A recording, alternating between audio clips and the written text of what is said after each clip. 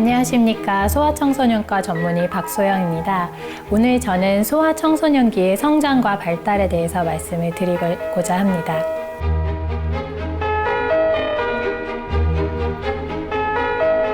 진료실에서 보게 되면 엄마들이 성장과 발달에 대해서 많이 헷갈려 하시는 경우가 있습니다. 성장과 발달의 개념을 먼저 말씀드리고자 합니다.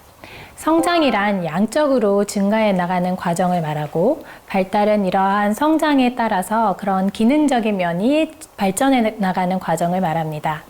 흔히 성장은 키, 몸무게와 같은 양적으로 표현할 수 있는 것을 말하고, 발달이란 것은 언어, 운동, 인지, 사회성 등 거기에 적합한 기능을 주로 말하게 됩니다. 성장과 발달에 영향을 주는 요인은 유전과 환경이 있는데, 그냥 쉽게 생각하시게 되면 유전이라는 것은 엄마 아빠를 닮고 또는 성별에 따라 다르고 그런 측면이 되겠고요. 환경이라는 것은 영양 등과 같이 엄마 아빠들이 조금 신경 써서 조절해 줄 수 있는 부분을 말하겠습니다. 대표적으로 유전이라고 하면 인종, 민족, 가계, 연령, 성별 등을 말하고, 이런 일반적인 경우 이외에 질환이 있게 된다면 염색체 이상이 있을 수도 있겠고 대사의 이상이 있을 수도 있겠습니다. 환경이라는 것은 가장 대표적으로 영향이 있겠고, 사회 경제적인 요인도 영향을 많이 미치게 됩니다. 질병이 있는 경우라면 성장과 발달의 문제가 동반되는 경우도 생깁니다. 그렇다면 성장과 발달의 정상 범위는 어떻게 될까요?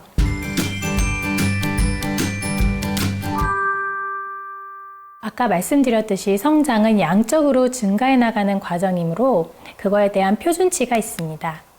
우리나라 아이들은 주로 태어나게 되면 출생 시에 평균 키가 50cm 정도가 되고요. 만 1세가 되면 1.5배, 만 4세가 되면 2배까지 증가하는 것이 표준입니다. 장기별 성장 유형을 보시게 되면 우리가 흔히 키라고 말하는 키, 몸무게 등은 일반형으로 성장을 하게 됩니다. 초반에 말씀드렸던 영유아기 0에서 2세에 급성장기가 생기게 되고, 이 이전에 물론 태아기가 가장 크게 성장하는 시기고, 그리고 사춘기 때 급성장을 하게 됩니다.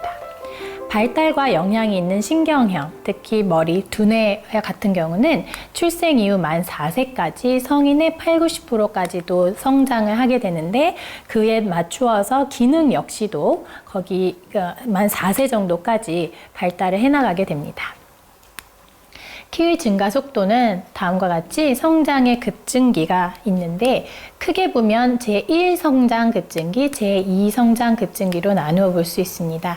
0에서 2세 정도 되기 전에 이미 태아기에서 급증하고 0에서 2세 정도까지 영유아기에 급증하게 되고요. 그리고 12, 14세, 우리가 흔히 사춘기라고 말하는 때에 키 역시도 급증을 하게 됩니다. 성장 속도를 보시면 이렇게 태아기에 급격하게 성장하는 시기가 있게 됩니다. 신체 성장의 비율도 달라지게 되는데요. 태아들은 이러한 모습을 보이게 되죠. 머리와 몸통 비율이 1:1 정도라면 점점 커나가면서 비율이 달라지게 됩니다. 아까는 이제 키를 말씀드렸고 체중을 말씀드려 보도록 하겠습니다. 우리나라 아이들의 평균 체중은 출생 시에 3.3kg가 되는데요. 이 kg이 3개월이 되면 2배까지 자라는 것이 일반적입니다. 돌이 되면 10kg가 됩니다. 그래서 초반에 아이들이 만 3개월까지는 많이 자라다가 6개월 정도 되었을 때 아기 때만큼 잘 자라는 것 같지 않아요? 제가 잘못 먹이고 있는 걸까요? 라고 질문을 하시는 어머니도 계시는데요. 사실은 3개월까지 급증을 한 이후에 6.6kg에서 10kg까지 조금 완만해지는 시기가 옵니다. 또한 이유식을 먹이게 되면서 아이들의 식습관도 좀 변하게 되어서 그런 변화들이 생기게 됩니다. 만 2세, 만 4세가 되면서 3배, 4배, 5배가 커지게 되고 만 10세에 30kg가 일반적인 표준 몸무게가 되겠습니다. 그런데 이러한 성장에 문제가 생기게 되는 경우가 있습니다. 출생 후 원인에 의해서 성장 저하가 생기게 되면 그 시점으로부터 키가 멈추게 되겠죠. 그래서 평균과 비교했을 때 작은 키를 보이게 됩니다. 만약에 체질성 성장 지연, 엄마 아빠가 어릴 때 작다가 사춘기 이후에 급성장을 한 경우가 있다고 하면 아이도 그런 패턴을 담게 되는 경우가 있습니다. 그래서 계속 자라면서 또래보다 작다가 어느 순간 확 자라게 돼서 평균만큼 키가 따라잡기 성장을 하게 되는 것이죠. 그리고 가끔은 엄마도 작고 아빠도 작고 아까 말씀드렸던 유전적인 문제에 의해서 가족성 저신장도 있습니다. 그리고 출생 전 원인에 의한 성장 장애가 있다면 출생부터 최종 키까지 평균보다 작은 키를 보이게 되는 경우도 있습니다. 그리고 가끔 이제 영유아 검진을 하다 보면 요즘은 체중, 키뿐만 아니라 두위에 대해서도 관심을 많이 보이고 있습니다. 특히 만 1세, 만 2세, 만 4세를 기점으로 했을 때 아까 성장을 그래프를 보게 되면 급성장하는 시기가 만 4세까지가 있는데요. 그 시점에는 두위가 성장함에 따라서 거기에 맞추어서 발달도 해나가는 경우들이 있고 특정 질환들의 경우는 머리둘레가 심하게 크거나 평균보다 심하게 작은 경우들은 특정 질환을 시사할 수 있기 때문에 두위에 대한 관심이 요즘 높습니다. 플라스틱 줄자로 대실 때 전두결절과 후두결절을 지난 최대 둘레를 재면 되는데 흔히 눈썹 바로 위쪽을 앞쪽 결절로 생각을 하고 뒤쪽 뒤통수에서 가장 튀어나온 곳을 중심으로 해서 머리 둘레를 재어주시면 되겠습니다. 출생 시에는 보통 34cm 정도인데 첫 1년간 11cm나 자라게 되기 때문에 아이들마다 두위의 급성장기는 보통 만 1세 이전이 되겠습니다. 만 4세가 되면 50cm로 성인 머리 둘레 90%까지도 자라게 됩니다. 성인들 같은 경우는 한 55cm 정도가 평균이라고 보시면 되겠습니다. 두위 같은 경우는 너무 작아도 문제고 커도 문제인데요. 소두증이라고 걱정을 하면서 이제 의뢰서를 들고 오신 엄마들이 있습니다. 그런 경우 가족성 소두증이라고 표현할 수도 있겠지만 엄마 아빠의 머리둘레를 먼저 확인을 하게 됩니다. 왜냐하면 특정 유전 질환 중에서 머리가 작고 그에 따라 뇌도 잘 자라지 않고 머리도 잘 자라지 않으면서 성장과 발달의 지연을 가져오는 특정 질환들이 있기 때문에 그것을 우려하는 것입니다. 그래서 소두증이라는 경우는 보통 아이들이 엄마도 작고 아빠도 작고 발달이 정상적이고 다른 성장에 문제가 없다고 한다면 바로 검사를 시행할 필요는 없고 아이의 발달 상태와 머리의 성장 추이를 외래에서 확인하면서 얘가 그러한 특정 질환이기 때문에 작은지 그냥 원래 선천적으로 좀 머리가 작게 태어났는지를 저희가 평가를 해볼 수가 있습니다. 보통 작아요 했을 땐 평균보다 많이 저희가 50%이 있다면은 3% 미만 이 정도로 작게 되면 저희가 문제라고 하고요. 10%, 25% 이 정도인 경우에는 문제가 되지 않겠습니다. 또한 머리가 작으면 뇌가 꼭 작고 거기에 따라서 꼭 기능이 떨어지나요? 라고 물어보시는데 그렇지는 않습니다. 그럼 머리가 큰 경우를 보겠습니다. 머리는 태어날 때부터 큰 아이들이 있습니다. 보통 이런 것에 이제 가족성 대두증이 가장 많습니다. 그래서 아빠도 머리가 크고 아니 엄마도 같이 크거나 아니면 아빠가 유난히 크신 경우 그런 경우에는 이제 다른 얼굴에 기형적인 면이 있는지 없는지를 함께 확인을 하고 키와 체중과의 비율이 맞나를 보는 것이 중요합니다. 그래서 아기가 키랑 몸무게는 작은데 머리만 커서 이게 97% 이상이 된다면 사실 좀 문제가 있는 경우 이건 역시도 특정 유전 질환이 있는 경우에 머리만 큰 경우가 있기 때문입니다. 이건 역시도 머리의 크기는 어떤 발달의 상태가 원활하게 이루어지고 있다면 대부분 큰 문제가 아닌 경우가 많이 있습니다. 근데 또 하나의 경우는 태어날 땐 머리가 안 컸어요, 작았어요, 혹은 정상이었어요 하는데 특정 기간 동안 급격하게 자라버려서 아이의 퍼센타일이 2단계 이상 올라가게 되는 경우를 말합니다. 그런 경우는 사실 혹시나 있을지 모르는 뇌 안에 어떤 특정 병변이 생긴다든지 해서 그거의 영향으로 뇌가 커져버린 건 아닌지를 확인해 줘야 합니다. 그래서 항상 발달과 성장은 그 이전에는 출생 시에는 어땠고 그 특정 시점 이전에 1개월, 2개월 혹은 1년 전에 어땠는지 현재는 어떤지를 보고 성장만이 문제가 아니라 두위만을 볼 것이 아니라 발달 상태도 보아서 혹은 다른 신체의 문제도 함께 보아서 이게 특정 질환을 시사하는지 아닌지를 한 번 정도 평가를 해봐야 하는 것입니다. 이러한 성장의 평가는 성장 도표를 분석해서 확인을 할 수 있는데 성별, 연령이 같은 군에서의 정상 범위를 아는 것이 중요합니다. 아이들 같은 경우는 저희가 종 모양의 분포 곡선을 보이는데 관찰치가 평균보다 평균 표준 편차 이상 차이가 나게 되면 너무 작거나 너무 크다고 저희가 판단을 하게 됩니다. 그래서 성장을 평가할 때는 연속적인 측정이 가장 좋습니다. 어느 시점에 아이가 작다고 하더라도 성장이 조금 뒤늦게 일어날 수도 있기 때문에 아이가 너무 작다고 왔을 때는 표준 분포 곡선 내에서 아이가 어느 정도 범위에 속하고 있는가를 먼저 확인을 하고 그것이 병적으로 작은 것이 아니라고 한다면 성장 그래프를 아이 내에서 확인할 수 있도록 특정 시점마다 아이의 키와 몸무게를 확인해 보는 것이 좋습니다. 그래서 저희가 표준 성장 도표라고 하는 것을 준비를 해보았는데 남아, 여아가 표준 성장 도표의 기준이 다릅니다. 이쪽 오른쪽을 보시면 출생 이후에 36개월까지 저희가 연령별로 이렇게 키를 봤을 때 퍼센트가 있습니다. 이 분포 곡선을 따라 자란다면 평균이 되겠고요. 여기 3, 5라고 쓰여 있는 이 퍼센타일보다 작다 하는 경우에는 어떤 병적인 요인이 있는 것이 아닌지 확인을 해줘야 하는 그런 기준이 되겠습니다.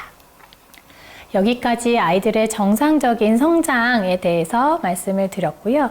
이제는 발달에 대해서 말씀을 드리고자 합니다.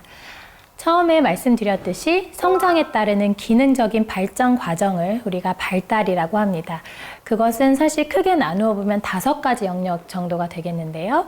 운동 영역, 언어, 인지, 사회성, 자조, 크게 5가지 영역으로 나누어 볼 수 있습니다.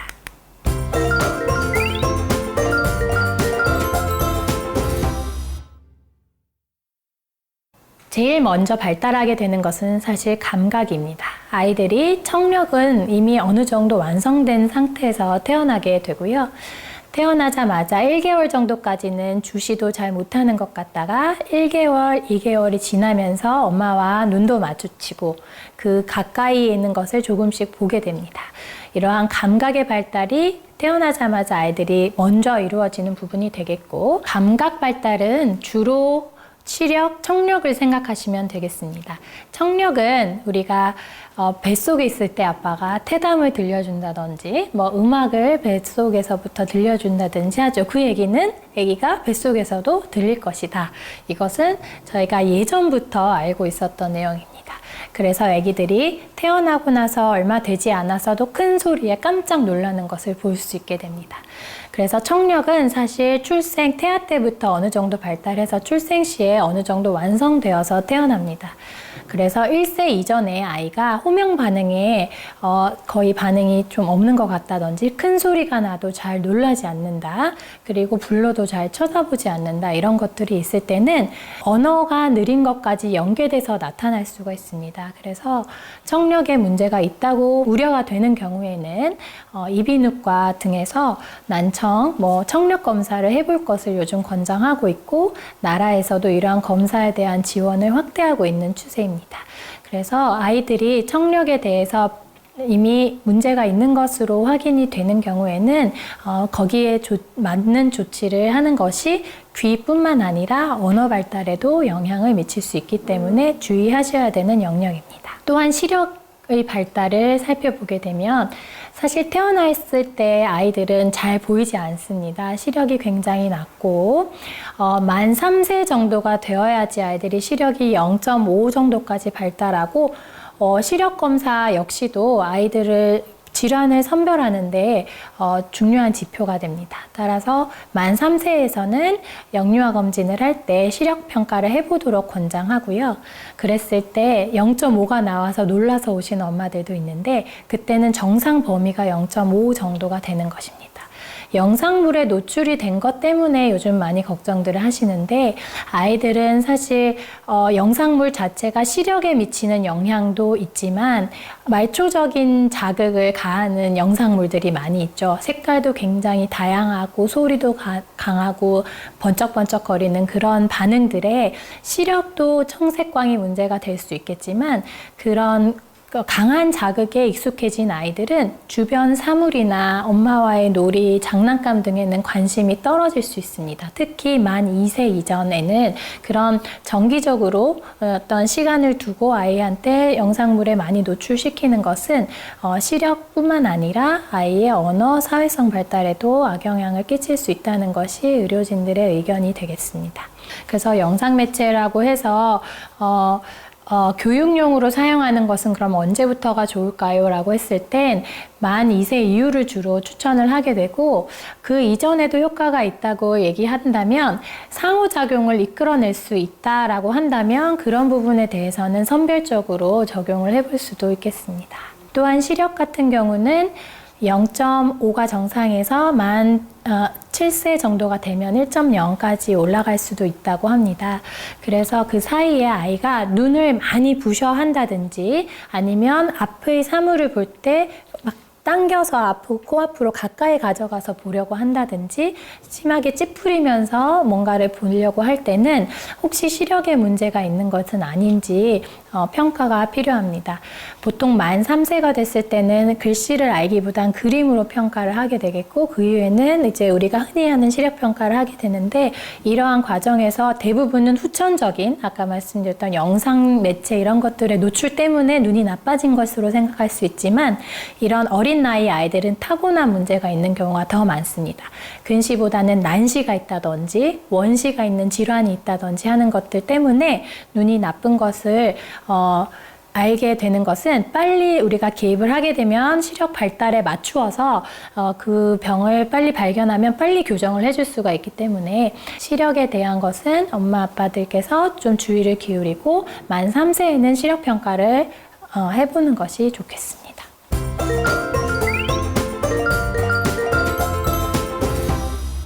엄마, 아빠가 관찰할 수 있고 저희가 늦다, 빠르다를 어느 정도 확인할 수 있는 것은 3개월 정도의 운동 발달, 특히 대근육, 목가누기가 가능해지는 시점입니다.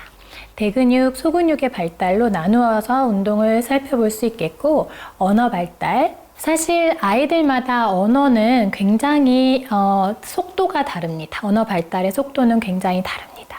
그래서 우리가 언어는 세 가지로 구분을 주로 하게 되는데 언어 발달의 영역은 먼저 이해하는 능력, 그리고 발화할 수 있는 표현하는 능력, 그리고 발음의 문제, 조음의 영역 이렇게 세 영역으로 나누어서 볼 수 있습니다. 아이가 다 알아듣는 것 같긴 한데 발화만 느린 경우도 있고 알아들을 수 없는 말만 계속하는 경우도 있고 말은 할 줄 아는데 발음이 부족한 경우도 있습니다. 이 세 가지 모두 성인이 되어서 말을 하는데 문제가 될 수 있기 때문에 우리는 세 가지 영역의 어느 부분에 문제가 있는지를 잘 확인을 하고 거기에 맞추어서 치료가 들어가줘야 될 수도 있습니다. 네, 보통 18개월이 되었을 때는 사용 가능한 단어, 그러니까 발음이 정확하거나 정확한 단어가 아니더라도 한 10개에서 15개 정도의 단어를 아기가 활용할 수 있는 것이 평균이라면 만 24개월에는 이 양이 100개에서 150개 정도로 급격히 늘어나게 됩니다. 따라서 이러한 발달이 급격하게 일어나는 시기에 적절한 언어적인 자극을 주는 것이 굉장히 중요한데요. 집에서 해줄 수 있는 것은 아까 말씀드렸던 강한 영상 매체에 대한 노출을 줄이고 엄마가 아이와 함께 낱말 카드나 그림 카드, 책 혹은 실제 있는 사물을 통해서 반복적으로 그 사물에 대한 언어적인 그 정보를 계속 주고 아이와 말로 주고 받는 것이 굉장히 중요합니다. 대부분 엄마들이 아이가 이렇게 말로 모음으로만 표현해도 알아듣는 경우 그냥 말로 표현하지 않더라도 순수해 주시는 경우가 많이 있는데 사실 그렇게 하기보다는 단어를 말을 하는 경우에 보상을 더 해주고 칭찬을 많이 해줌으로 인해서 언어를 끌어내주는 것이 좋은 방법이 되겠습니다. 또한 아이가 아빠라고 할 때 이렇게 첫 글자만 말하고 본인이 할 줄만 그 정도로 말할 줄 아는 게 20개쯤 되는 아이가 있는가 하면 아빠, 엄마 이렇게 정확한 단어 발화를 할 줄 아는 것만 하고 자신이 없는 것은 아예 말해버리지 않는 아이들, 이렇게 아이의 성향에 따라서 단어 발화는 조금씩 다르게 나타날 수 있거든요. 그래서 아이가 충분히 이해하고 있는지와 발화할 수 있을 때 자신감을 갖고 뭐 틀리게 발음하더라도 자꾸 교정을 해주려고 하기보다는 칭찬을 많이 해주고 그 다음에 지적을 하기보다는 엄마가 다시 한번 들려주는 쪽으로 계속 자극을 주다 보면 문제가 있는 아이들은 이런 엄마 아빠의 일상생활에서의 자극으로 또 올라오지 못할 것이고 엄마 아빠의 이런 자극에 의해서 올라올 수 있는다고 한다면 그건 정상 범주 내에 있는 언어 발달의 속도의 차이로 인한 그 언어에 대한 발달에 대한 우려로 끝나는 경우도 있습니다.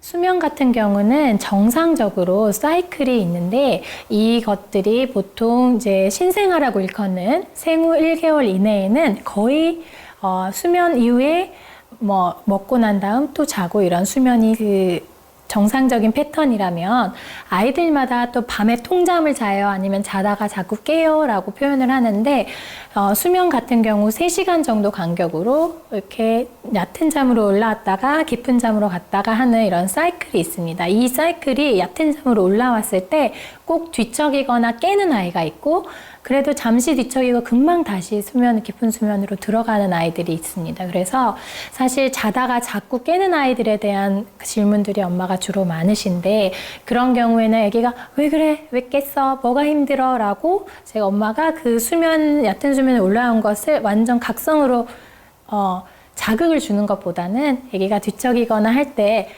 굳이 깨서 아이에게 반응을 해주기보다는 아기가 다시 자기가 잠에 들 수 있도록 유도를 해주는 것이 굉장히 중요합니다.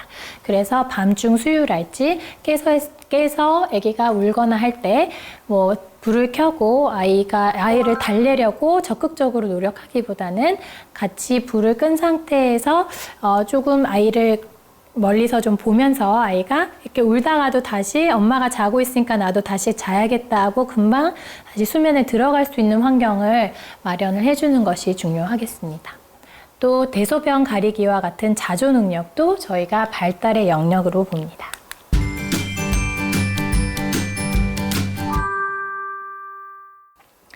정상 발달은 사실 아이들마다 빠르고 느리고 속도의 차이는 있을 수 있습니다. 하지만 뇌의 발달에 따른 결과로 나타나는 발달의 영역이 있기 때문에 발달의 속도는 다를 수 있어도 순서는 다르지 않습니다.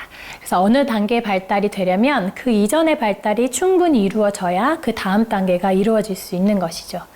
그리고 이것은 신경계의 성숙에 따른 증상이기 때문에 적절한 기능 습득이 이루어지지 않을 때는 신경계의 성숙에 문제가 있는 질환이 있는 것이 아닌지를 확인해 주어야 합니다. 원시 반사가 소실되어야 그 다음 운동이 가능한데 특정 연령이 되었을 때까지 원시 반사가 소실되지 않는 것 역시도 특정 신경계 발달의 지연을 의미합니다. 몸 전체를 사용하는 운동부터 세분화된 개별 운동으로 발달하고 굳이 따져보자면 머리부터 상체, 몸통, 하체 이런 순서로 발달을 하게 됩니다. 그래서 아이들은 대표적으로 먼저 목을 가눈 다음 팔을 어느 정도 움직일 수 있게 돼서 뒤집기를 시도하고 몸통을 가눌 수 있게 된 다음에는 완전히 뒤집고 그것이 원활해지게 되면은 뒤집었다가 되짚기가 가능해집니다. 또한 몸통을 충분히 가눌 수 있게 되면서 하체에 힘이 조금 생기기 시작하게 되면 아이는 앉을 수 있게 되고 앉혀뒀을 때 혼자 앉는 단계에서 이후에 자기가 기다가 앉는다든지 누워있다가 앉는다든지 하는 등의 순서로 발달을 해나가게 됩니다. 대근육 운동은 아까 말씀드렸던 순서가 어느 정도 정해져 있고 적어도 특정 개월수가 되면 이 정도의 발달은 할 수 있어야 한다라는 표준 지침이 있습니다.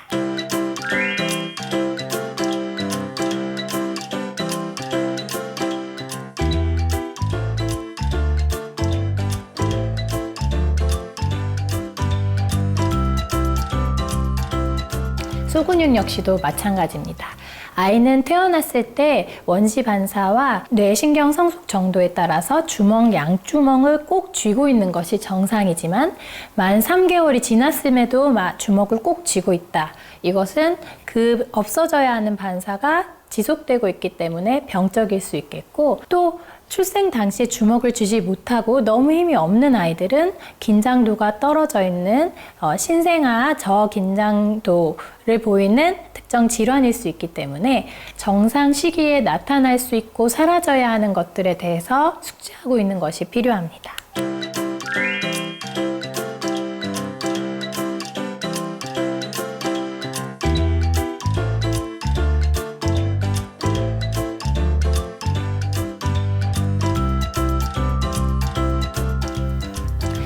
그리고 조금 더 소근육으로 보게 되면 손으로 쥐기로 저희가 흔히 평가를 하게 됩니다. 만 4, 5개월에는 손바닥과 손가락으로 전체를 잡을 수 있게 되는데, 그 점점 이것이 발달하게 되어서 10개월 정도가 되면 엄지와 집게로 작은 것을 잡을 수 있는 데까지 구체화되어 발달할 수 있습니다. 나무토막 쌓아 올리기 역시도 저희가 아이의 발달 상태를 추측하고 평가해 볼 수 있는 활동입니다. 15개월이 되면 2개를 쌓을 수 있고 18개월이 되면 3개를 위로 쌓아 올릴 수 있습니다. 그 이외에 만 2세가 되면 옆으로 혹은 위로 4개 이상을 쌓아 올릴 수 있게 됩니다. 그림 보고 그리기 역시 만 2세가 되면 다른 도움이 없이 똑바로 일자로 직선을 그릴 수 있게 되고, 만 3세가 되면 동그라미를 그릴 수 있게 됩니다. 이때 동그라미는 조금 모양이 비뚤어지더라도 끝과 끝을 맞추어서 아이가 그릴 수 있게 되면 원을 그릴 수 있다라고 저희가 판단을 하게 됩니다. 또한 만 4세의 경우에는 십자를 그리거나 네모를 반듯하게 그릴 수 있는 능력까지 생기게 됩니다. 여기까지 우리가 우리나라 아이들의 성장과 발달의 기본적인 과정과 표준치를 알려드렸습니다.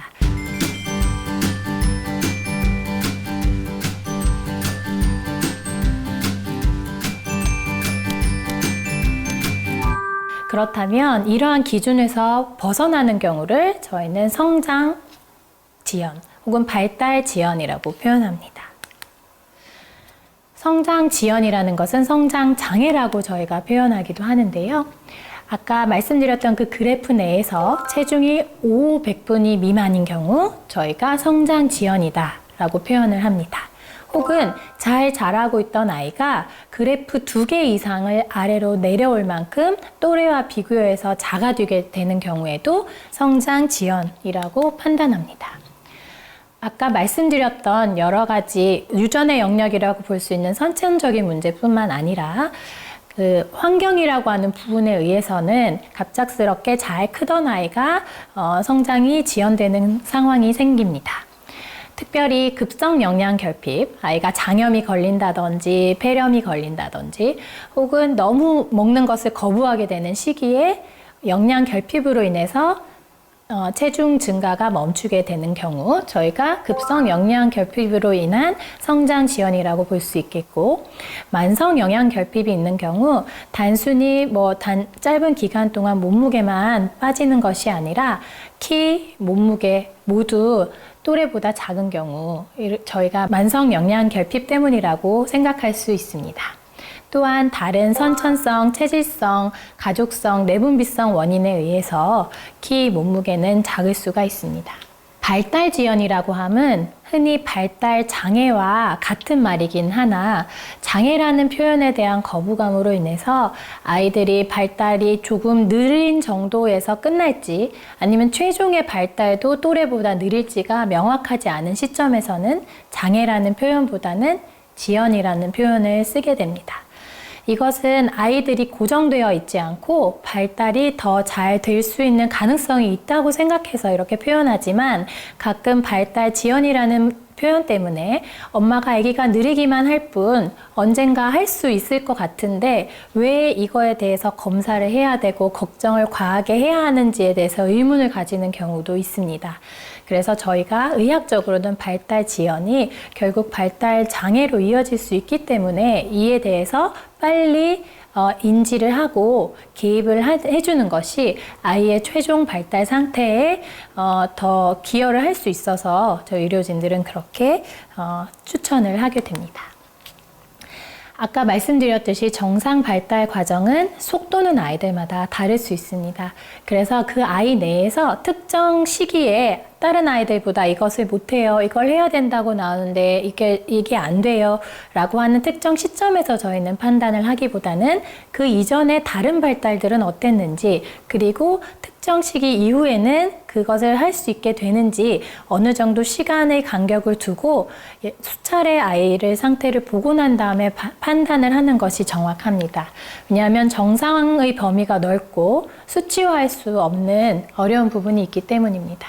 또한 발달 단계의 획득이 일정한 속도로 되지 않아서 초기 대근육 발달은 정상적인 상황을 보이다가 일부 다른 영역은 조금 늦게 발달하는 아이들도 있기 때문입니다. 그래서 한 시점보다는 여러 시점에서 평가가 필요하고 한 영역만 보기보다는 다양한 영역에서 아이를 평가하는 것이 중요합니다. 아까 말씀드렸듯 발달 관련 영역은 여러 가지가 있는데 크게 나누어 보면 대근육 운동, 소근육 운동, 언어, 인지, 사회성, 자조 이렇게 나누게 됩니다. 발달 지연과 장애의 종류에는 이렇게 여러 가지가 있을 수가 있는데 뇌성마비는 주로 대근육의 문제로 먼저 이렇게 알아차릴 수 있게 됩니다. 3개월에 목을 못 가는다든지 아이가 다른 아이들보다 몸이 좀 유난히 뻣뻣해서 몸통 가누는 것이 부자연스러워 보인다든지, 그리고 이제 이 뇌성마비를 걸러내기 위해서 영유아 검진 질문지에도 있는데 까치발을 해요, 이런 것들 때문에 이제 많이 오해됩니다. 그래서 까치발이라는 것은 뇌성마비 아이들이 자기 톤을 조절하지 못해서 특히 다리 쪽을 정상적인 자세를 취하는 것이 어려워서 발끝을 세우고 있게 되는 경우고, 그렇게 되면은 걷기에 문제가 생기게 되겠죠. 그래서 까치발을 할 줄도 알고 똑바로 설 줄도 알고 자기 발을 아주 잘 가눈다라고 했을 때는 까치발은 그냥 하나의 행동에 불과합니다. 근데 그렇게 변화가 있지 않고 주로 까치발만 하고 있고 그로 인해서 발을 땅에 잘 못 붙인다, 혹은 다리 전체와 발에 힘이 들어가 있다, 이렇게 되면 뇌성마비를 시사하는 소견일 수 있기 때문에 항상 까치발을 하고 있고 까치발로만 설 수 있다, 이것은 주의를 해야 됩니다. 그렇다고 해서 우리 애기가 까치발을 한두 번 하고 까치발하고 노는 걸 좋아한다고 해서 잘 걷고 잘 뛰는 아이를 뇌성마비일까봐 우려하실 필요는 없겠습니다. 시력장애는 말씀드리자면 일단 아이가 보이는 것, 안 보이는 것을 자기가 안 보이는 상태에서 익숙해져 있으면 안 보인다고 잘 말을 하지 않습니다. 근데 만 3세, 4세 때 급격하게 시력이 떨어지는 경우보다는 어릴 때부터 시력이 좀 난시나 원시와 같은 선천적인 문제 때문에 원래 잘 보이지 않는 친구들이 이제 어떤 활동들을 하면서 그 사인을 보이게 되는 경우들이 있는데, 눈을 찌푸린다든지 지나치게 눈을 부셔한다든지 가까이 가져가서만 하려고 한다든지, 혹은 선호 눈이 있어서 한쪽 눈으로만 자꾸 보려고 하는 그런 패턴을 보이게 되면 선천적인 시력에 문제가 있는 아이일 수가 있기 때문에 반드시 이제 시력 평가를 받아볼 수 있어야 되겠습니다.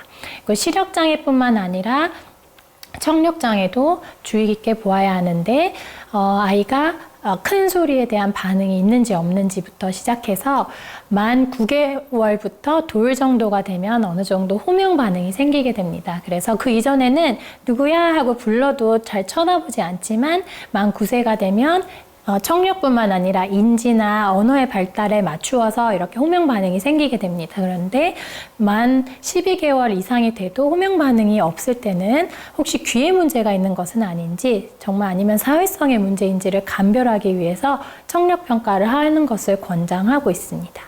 그리고 정신지체 같은 경우는 흔히 말하면 인지가 떨어지는 것이죠. IQ로 표현할 수 있겠는데 IQ가 70 미만인 경우를 저희는 인지장애 혹은 뭐 정신지체 뭐 이렇게 표현을 하게 됩니다. 이것은 적어도 만 4세 이후가 되어서 아이의 인지를 수적으로 표현할 수 있을 때 붙이는 질환이 되겠고, 그 이전에는 말이 느리고 말 좀 잘 못 알아듣고 이런 경우들이 어릴 때는 그런 식으로 표현이 되다가 인지 영역을 확인할 수 있는, 말하자면 크다 작다의 개념, 안과 밖의 개념, 위아래의 개념, 또는 그 숫자의 개념, 이런 것들을 획득할 수 있어야 되는 시점에 그것이 안 될 때 주로 알아차리게 되기는 합니다. 그리고 학습장애 역시도 이제 공부 특정 영역들을 잘 하느냐 못하느냐이기 때문에 보통 학령기에 들어가게 되면 판단을 할 수 있게 되는 영역이 되겠습니다. 그리고 주의력 결핍 과다 활동 장애는 크게 두 가지의 특성으로 나누어 볼 수 있습니다. 주의력이 결핍되어 있고, 그다음에 행동이 과다한 거죠. 그래서 주의력만 결핍되고 활동 자체는 과하지 않은 아이도 있고요. 여자애들은 좀 그렇게 나타나는 경우가 많고요. 남자애들은 주의력 결핍과 과다 활동이 같이 나타나는, 이렇게 조금 아이들마다 어느 쪽의 능력이 더 부족한가는 조금 애들마다 다를 수가 있습니다. 그리고 주의력이 떨어진다, 집중력이 떨어진다 하더라도 본인이 주변의 지시와 상황에 맞춰서 주의 집중을 해야 할 때는 할 수 있고, 이제 본인이 하기 싫은 것에 대해서는 싫증을 느끼는 것은 아이의 특성이지만 상황에 맞지 않게 집중을 하는 능력 자체가 결여되어 있는 경우, 그리고 가만히 거의 앉아있지를 못하고 계속 돌아다니는 경우, 착석 자체가 되지 않는 경우, 이런 경우에는 ADHD를 의심해서 거기에 맞는 평가를 받아 보아야 합니다. 그래서 아이의 행동 자체만 보고 진단을 보통 한다기보다는 그 선별 검사지와 아이의 특성들을 점수화해서 특정 기준 이상이냐 이하이냐를 보고 보통 진단을 하기 때문에 그런 성향이 있지만 병의 수준은 아닌 아이도 물론 많이 있습니다. 생각보다 최근 많이 있고, 학령기, 학교에 들어가기 전에는 아이를 교육하고 훈육하고, 그리고 이제 놀이치료 등을 통해서 그거를 좀 교정을 해준다는 식으로 교정을 해준다면, 학령기 이후에는 약물 치료를 받게 되는 경우도 있기 때문에 이런 것들이 의심된다면 선별평가를 받고 이건 역시도 특정한 시점보다는 조금 이제 시기를 두고 아이 상태를 확인하여서 어떤 종류의 치료가 들어갈 건지를 결정하시는 것이 좋겠습니다. 행동장애는 우리가 흔히 말하는 불량학생, 이런 이제 청소년기 이후에 생기는 문제들을 주로 말을 하게 됩니다. 그래서 행동장애가 있는 것들은 그 시기에 맞게 저희가 발견하고 어떤 개입이 들어가줘야 하겠습니다. 그리고 여기에는 없지만 사실 엄마들이 많이 우려하시는 것 중에 자폐가 있습니다. 자폐는 사실 자폐 스펙트럼 장애라고 해서 보통 어릴 때는, 예전에는 더 늦게 발견되는 경우가 많이 있습니다. 이 자폐 스펙트럼 장애, 자폐증이라고 하는 것은 아이들이 기본적으로 말하면 상호 소통하고자 하는 그런 요구가 없는 아이들, 그래서 눈 마주침도 떨어지고 호명 반응도 없고, 아이가 엄마가 주변에 있어도 같이 놀려고 하지 않고 혼자서만 놀려고 한다. 그렇게 놀 때 특정한 패턴이 있다. 뭐 이런 경우들로 우리가 보통 얘기를 하게 되는데, 이것 역시도 나이가 만 3세, 4세 지나게 되면은 어느 정도 뚜렷해지는데요. 두 돌 때는 그렇게 뚜렷하게 나타나지 않을 수 있습니다. 그래서 이런 경우 자폐 스펙트럼 장애로 나중에 진단을 받는 아이들 중에도 두 돌 정도 때에 조금 또래와 다른 언어가 느리다든지, 그리고 엄마가 아무리 뭔가를 가르쳐 주려고 해도 그거에 귀담아 듣지 않고 상호작용이 잘 이루어지지 않는다. 사회성의 문제가 있는 건지, 지적인 문제가 있는 건지, 언어의 문제가 있는 건지 감별이 어릴 때는 잘 되지 않을 수 있습니다. 그래서 언어가 느린 아이들 중에서는 자폐 스펙트럼 장애가 섞여 있을 수가 있고, 인지만 느린 것이 아니라 사회성이 같이 느리다면 그쪽도 감별을 해야 하기 때문에 저희가 5가지 영역으로 나누어 볼 때 인지, 언어, 사회성을 종합해서 평가하는 것이 굉장히 중요합니다. 보통 이러한 질환, 아까 얘기 드렸듯이 발달 장애는 일단 아이가 어떤 문제가 있는지를 판단하는 것이 1번입니다. 그래서 어떤 영역에 어느 만큼의 문제가 있느냐. 말하자면 언어는 몇 점, 얘가 몇 살인데 몇 세 수준이어서 몇 점이고 지능은 어떻고 이렇게 각 영역별로 잘 확인을 하고 언어 역시도 표현의 문제가 있다, 이해가 문제가 있다 이렇게 영역별로 아이의 수준을 잘 체크하는 것이 중요한데요. 그런 수준을 일단 평가를 하고 난 다음에는 그럼 이런 것들이 왜 생겼냐에 대한 평가가 그 다음에 거기 맞추어서 들어가게 됩니다. 그랬을 때 이것을 종합해서 저희가 아이가 여러 영역의 문제가 있고 그렇다면 성장은 어떤가? 그리고 외형은 어떤가? 아기가 두위와 생김새 그리고 다른 질환이 있진 않은가? 심장기형이 있거나 아니면 신장에 문제가 있거나 아니면 뭔가 손, 발, 얼굴 생김새가 독특하게 생겨 있진 않은가? 이런 것들을 종합해서 유전의 문제가 있는 것은 아닌지 유전자의 문제 혹은 특정 물질을 대사시키지 못해서 그런 것들이 몸에 축적되면서 관련된 기능도 같이 떨어지고 관련된 장기의 문제도 함께 생기는 그런 선천성 대사 이상 질환은 아닌지 아니면 단순히 적절한 보호자나 이제 가정 양육 환경에서 적절한 자극을 주지 못해서 일시적으로 지금 떨어져 있는 건지에 대한 평가가 어느 정도 들어가줘야 됩니다. 그래서 만약에 이제 발달이 늦거나 이런 경우에 뇌 구조상의 이상이 있는 것은 아닌가를 확인하는 것이 뇌 MRI 이런 것들이 되겠고 다른 질환, 발작하는 질환이 동반되어 있는 친구라면 더더군다나 그런 이상이 있을 수 있기 때문에 뇌파의 확인도 필요할 수 있겠고 청력과 이런 것들이 같이 문제가 있는 것은 아닌지를 그래서 함께 평가를 해주고 그 다음에 그런 어떤 문제로 잘 발견이 안 됐을 때 요즘은 염색체 검사나 유전자 검사 이런 것들도 확인을 하게 됩니다. 어떤 원인에 의해서도 설명되지 않는 선천적인 요인은 분명히 있지만 검사 결과에도 사실 잘 나오지 않는 경우도 많이 있지만 대부분 우리가 선천적으로 타고난 경우인지 아니면 후천적으로 생긴 문제인지는 그런 검사들을 통해서 어느 정도 감별을 할 수가 있겠습니다. 뇌성마비 같은 경우는 태어날 때 잘 태어나더라도 출산기 이후에 저산소성 뇌병증이 생긴다든지 아니면은 뇌를 어떻게 다친다. 어떤 사고로 인해서 뇌 손상이 생긴다. 이런 경우에는 뇌에 문제가 있으면서 뇌성마비가 생길 수가 있겠고, 우리가 질환 때문에 생기게 되는 발달의 문제도 있겠고요. 사고 때문에 그 기능을 아예 잃어버리게 되는 경우도 있겠고, 그런 경우가 아니라면 대부분은 선천적인 원인들이 많이 있습니다.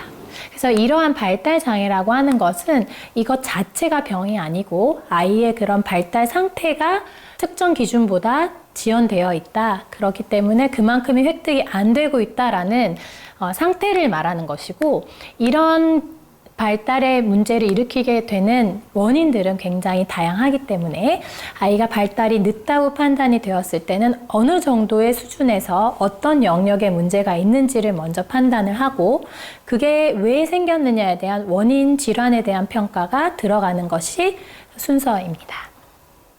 그래서 발달 선별 검사를 어머니들께서 많이 하고 계실 겁니다.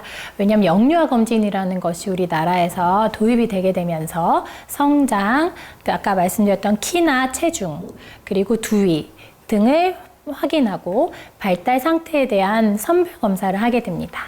사실 발달 선별 검사 이외에 정밀한 검사를 하긴 하는 데는 비용과 시간이 많이 들기 때문에 진료실에서 간단하게 확인할 수 있는 발달 선별 검사를 시기에 맞추어서 받아보는 것은 아이의 상태를 확인하고 혹시나 있을지 모르는 성장 또는 발달의 장애, 지연을 빨리 파악하는 데 도움이 됩니다. 이런 선별 검사에서 처음부터 이 아이는 문제가 있습니다. 큰 병원에 가서 정밀평가를 받아봐야 합니다라는 경우도 있지만 조금 경과 관찰을 하면서 아이의 상태를 확인할 필요가 있습니다 라는 판단을 받게 되기도 합니다. 그렇게 될 경우는 아까 말씀드렸듯이 한 시점에서의 아이를 판단하기보다는 그 이전과 비교해서 아이가 더 나아지고 있는지 따라잡기, 성장 혹은 발달을 해나가고 있는지를 확인하는 것이 중요하기 때문입니다. 그래서 이러한 발달 선별 검사를 통해서 발달을 감시를 한 이후에 문제가 있다고 생각되면 아이의 상태에 대한 진단을 먼저 하게 되겠고, 그 정도의 문제를 일으킨 원인 질환이 있는지에 대한 진단을 또 그 이후에 하게 된다는 얘기입니다. 우리나라에서는 한국 영유아 발달 선별 검사라는 것을 대부분의 동네 소아과, 동네 의원과 보건소, 그리고 큰 병원에서 선별 평가로 활용을 하고 있습니다. 이것은 1차 진료에서 사용하기 적합합니다. 그래서 엄마들께서 아이의 상태를 보고 각 5가지 정도의 영역에서 아이가 할 수 있는 것과 할 수 없는 것을 체크해 주시면 이거에 따라 저희가 고위험군인지 아닌지를 판단을 할 수 있게 됩니다. 이것은 진단을 위한 검사가 아니기 때문에 선별검사에서 이상이 있다고 판단이 되면 정밀평가로 들어갈 수 있어야 합니다. 발달을 감시하는 것은 아이의 발달에 대해서 보호자분이 우려하는 상황이 있다면 그것을 주시해서 보는 것입니다. 선별검사에서 충분히 다 걸러내지 못하는 것들도 있기 때문에 보호자가 그 의료진, 한 번 보게 되는 의료진보다 보호자가 아이를 케어하면서 느끼는 그 이상은 병일 수도 있고 문제일 수도 있고 정상 범주 내에 있을 수도 있습니다. 그래서 그것을 판단하기 위해서는 보호자와 의료진이 함께 아이의 상태를 감시해 나가는 것이 굉장히 중요합니다. 그래서 기능이 정상적으로 출현하는 시기에 대해서 표준을 알고 있되 아이가 그것에 왜곡되어 있다면 어떻게 하면 교정해 줄 수 있는지는 부모와 의료진이 함께 고민해서 노력을 해 주어야 합니다. 그래서 부모가 관찰한 내용을 참고로 해서 정기적으로 선별 검사를 하면서 아이의 발달 과정을 감시하는 것이 굉장히 중요합니다. 따라서 요즘 발달 지연 아동을 미리 발견하고 이것에 대해서 평가와 치료가 연계될 수 있도록 하는 것에 대한 관심이 늘어나고 있습니다. 따라서 정기적인 건강 상담과 발달 평가를 통해서 아이의 발달 장애가 있는지 아닌지 조기에 발견하고 적절하게 조치를 취하는 것이 가족과 사회에 도움이 된다고 생각하고 있습니다. 또한 자세한 발달력 청취와 이학적, 신경학적 진찰을 통해서 평가와 진단을 하는 것을 소아과 의사들, 소아청소년과 의사와 그 이외에 재활의학과, 정신건강의학과 선생님들의 주된 롤이라고 생각하고 관심을 가지고 있기 때문에 이런 환아들을 양육하는 데 있어서 많은 도움이 되셨으면 합니다. 이상입니다.